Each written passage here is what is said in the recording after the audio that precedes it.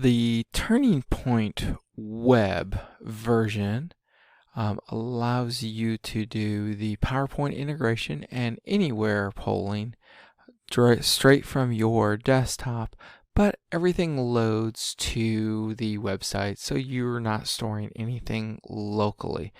We're going to look through what TurningPoint Web can do for you. I've already logged into TurningPoint Web with my NetID and password, so we're just going to get started with the PowerPoint version. So we're going to go ahead and click on Start Now in PowerPoint, and let me drag these in. PowerPoint will load in just a second.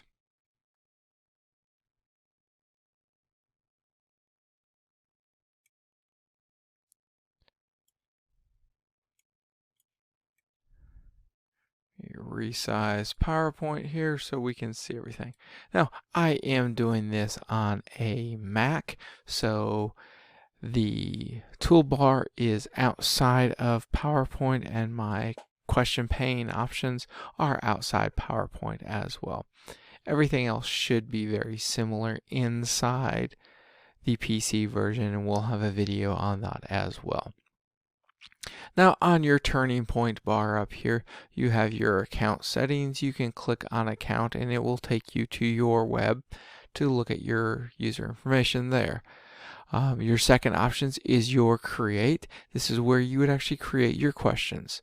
So we're going to go ahead and work through this in just a second. Your third option is your polling. Now, you click your connect here to launch your mobile responses. You can select your session ID. I'll do my UTK OIT 100. You also will select the course. I'm in my OIT test course right now, but you can see that I have all the courses listed that are on my current site. And we'll go ahead and start the mobile session. It'll tell me my session ID, the course that I'm connected to, and how many connections I have. And it'll say that the results will be automatically saved when polling has been closed. So we're going to close this, and we're going to see that my polling button up here now is says information with a check mark. I can end my polling here as well. I can choose how I want to do my polling, and in this case I can actually enable physical clicker support. So if you want to use this in a hybrid environment like we used to with the desktop only app, you can do that as well. You can view results as we're going through it. We can also go into the preferences, which I will show you now. Preferences, we have a couple options here. We can choose how we want to display content on participant devices. We can send all slides, so every slide that we present in PowerPoint will be sent to the students. We can select polling slides only. This means that only the slides with the questions on them will show to the students. We can choose when we want our charts to display. We can say when we open polling, so if you want those charts to fluctuate as people answer, this would be your option. If you want to only display charts when the question is closed, you can say when I close polling. If you do not want to display a chart, you can choose never. Display charts on mobile, on your participant mobile devices. You can actually set this to never, so they have to be paying attention to your screen to see what everyone answered. You can choose how your chart values, whether percentage or number of responses. You can choose your default chart type, whether it's a vertical, horizontal, donut, pie, or the response onlys. You can choose your labels here, whether they're just basic bullets or the answer text. You can display your correct answer indicator. You can display show bar on all slides. That's related to your TurningPoint show bar. And we'll leave socket communication on. This helps with just the transferring of data back and forth. As we scroll down, we can also go in and create a countdown timer for each slide, and you can say if you want this or not. Once again, you can enable the physical clicker support so you can still use this. With this option enabled, you do need to have a dongle plugged into your computer. So if you do not have one, you can request one through the OIT Help Desk. With administration, your region is set when you first launch software. We are in North and South America. I've got this set to automatically check for updates, so we will stay to the latest and greatest version. Those are all the basic preferences. We'll go ahead and click Save. Feedback, if you want to provide feedback about the software, you can click here and it will open your email and allow you to send an email.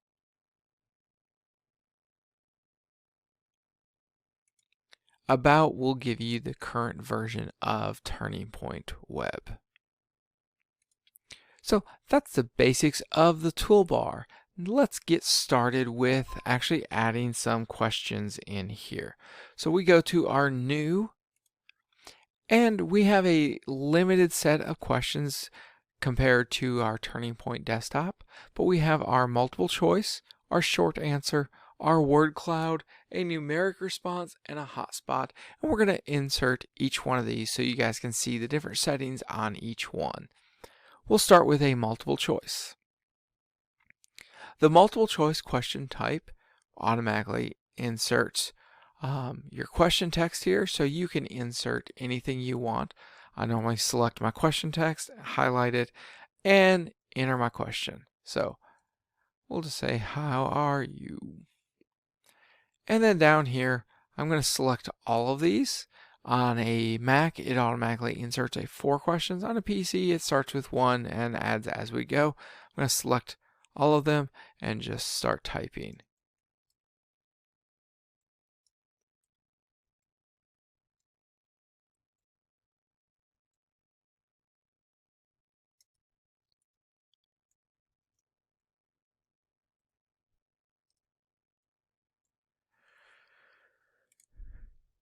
And as I click off, you can see that as I added one, it did not automatically adjust the percentages. So I need to go up here and click refresh, and it's going to refresh this slide.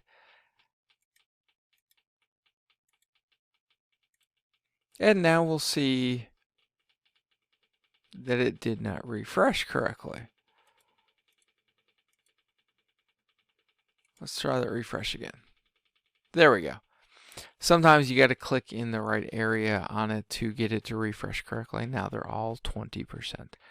So over on my question options, we have the anonymous question type, which allows us to say that this question is anonymous, that it will not store your student information with their question answer. We can set our point value, and we can set a correct answer here. And we can tell it whether or not we want to indicate the correct answer, and we can also allow multiple responses. Multiple responses is nice if you have those questions that allow a student to pick more than one response. You can choose your chart type as we showed you in the preferences. Here you can actually do it based on each question. So if I want to change it to a vertical question type, we can do that. We can change our labels if we need to. You can show your chart value. We can change our colors. We can decide when we want to do our results, and we can add a countdown timer. If you would like, you can also add a results slide, which would give the results on a separate slide from the question. So those are your basic questions for multiple choice. Let's go back over here. We're going to create a short answer. Short answer question type is just that. It's a short answer. So we can go over here and put in our question.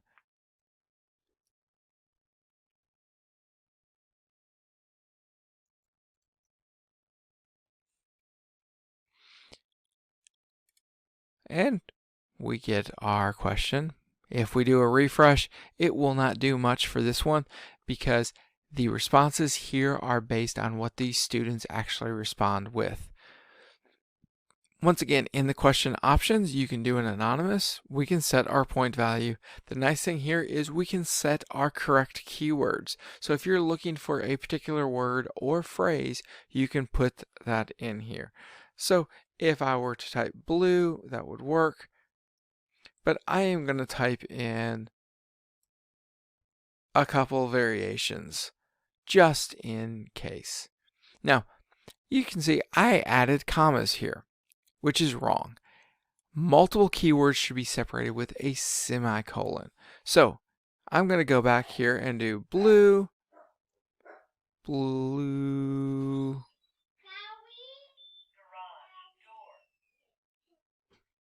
and we're going to pause. Our next question type that we're going to do is a short answer. So we're going to go up and click Insert New Question and Short Answer.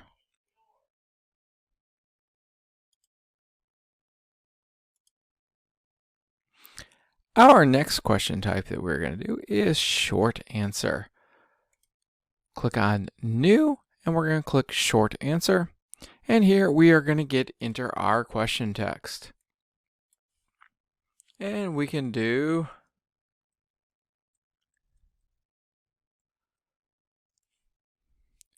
any type of question we want here. And as you notice, I'm going to go up here and click refresh again. This is not going to change anything on this slide because our rank and responses and our chart are all based on what the students respond with. So we can go over to our question options, and once again we have anonymous, we have our point value, we have our correct answer. Now this is nice because we can actually start typing in our correct answers, and we can actually do any common misspellings that we want so that we can have those graded as well. Now each word needs to be separated by a semicolon so that it understands that it's a separate word and will check against all the words. We can say if it is case sensitive or not, and once again we can do our chart values in percentages and colors, our results, and we can add a countdown timer if we want. Our next question type is the word cloud. With this question type, it is the same as a short answer. So you can put in your question here.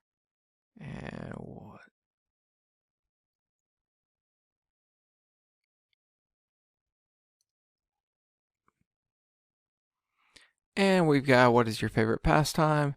Over here in the question options, we have our anonymous option as well, point value, correct keyword, so you can set these to any keywords that you want. Now here, instead of it ranking them, they will get larger as more people respond to that with that same answer, and smaller ones are less responses. So it just gives you a nice, fun way to gauge responses to open-ended questions like this. Our next question type is a numeric response. With our numeric response, once again, we get a question text here.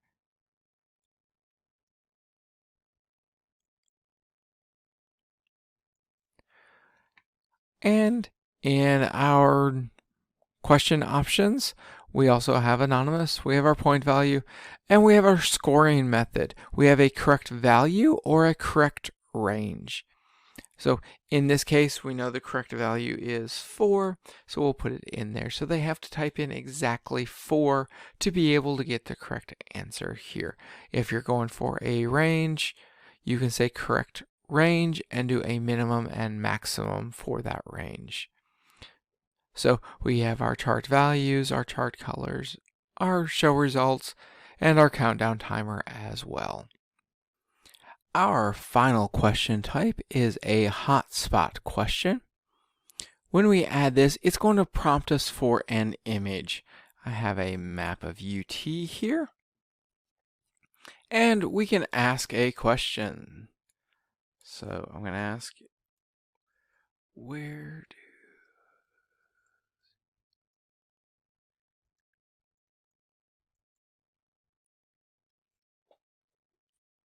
we can ask a question like, where does UT play football?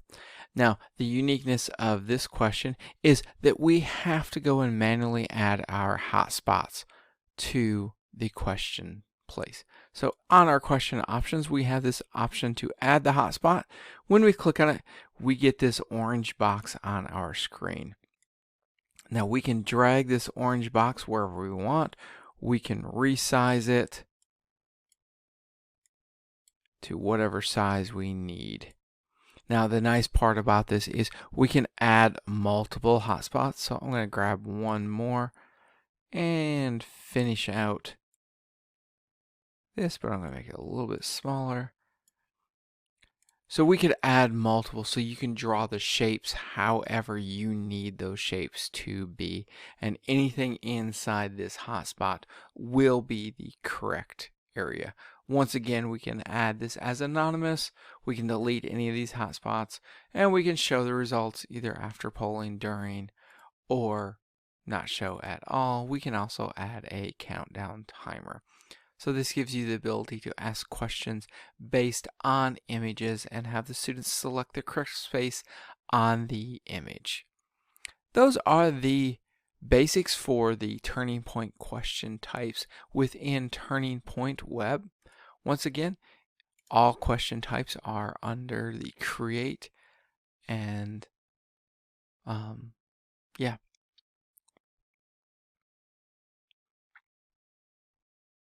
So you can see that we have 5 question types for the TurningPoint Web. These question types are easy to use. The other nice thing about using TurningPoint Web as opposed to the desktop app is that your session results are not saved with your PowerPoint. So it is reset every time you start it. So you don't have to go in and remember to reset your sessions in your PowerPoint. And once again, all your answers are saved automatically to the web.